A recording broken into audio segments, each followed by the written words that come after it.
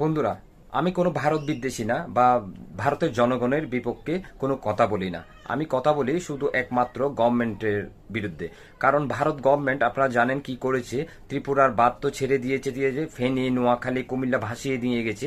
এমনকি ফারাক্কার যে বাঁধের গেটগুলো আছে প্রায় 109টি খুলে দিয়েছে, আপনারা হয়তো জানেন। সেটি নিয়ে আমি ভিডিও করেছি এবং ভারত গভর্নমেন্টকে বলেছি কেন তারা এসব করেছে, কেন তারা বন্ধু রাষ্ট্র হিসেবে আরেকটা বন্ধু রাষ্ট্রকে এভাবে পানিতে ভাসিয়ে দিয়েছে।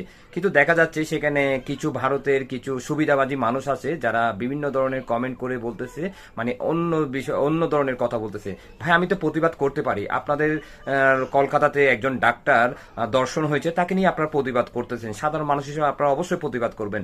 যদি আমাদের বাংলাদেশ থেকে যদি কোনো খারাপ কিছু করা হয় আপনাদের ভারতের বিপক্ষে, তাহলে সেটা তো আপনারা অবশ্যই প্রতিবাদ করবেন। তার জন্য আমি আমার বাংলাদেশ থেকে আমি আমার প্রতিবাদটা তো অবশ্যই জানাবো। কিন্তু সেটা যদি আপনারা খারাপভাবে নেন, তাহলে তো সেটি বলার আর কিছু নেই। আমার দেশ থেকে